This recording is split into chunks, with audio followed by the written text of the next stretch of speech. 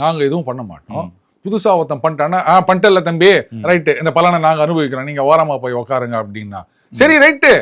அதை அடுத்த ஸ்டெப்புக்கு நீங்க கொண்டு போக மாட்டேன்றீங்களா? அதை இப்ப நான் சொல்றேன், அண்ணாமலை அவர்கள் போன பிறகு இந்த மாதிரி என்ன ஒரு பெரிய பொதுக்கூட்டம் நடத்துறீங்க சொல்லுங்க, என்ன போராட்டம் நடத்துறீங்க?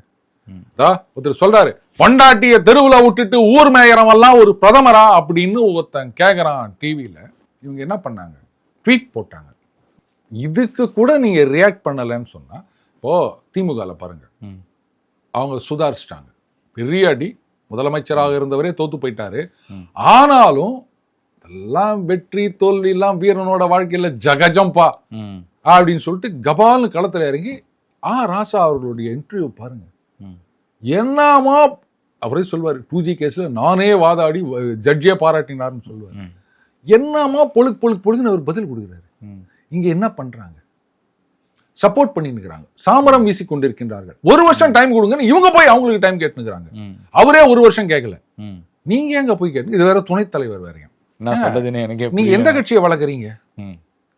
உங்க கட்சி வளரணுமா வேணாமா? ஐயோ, அதெல்லாம் வளரக்கூடாது.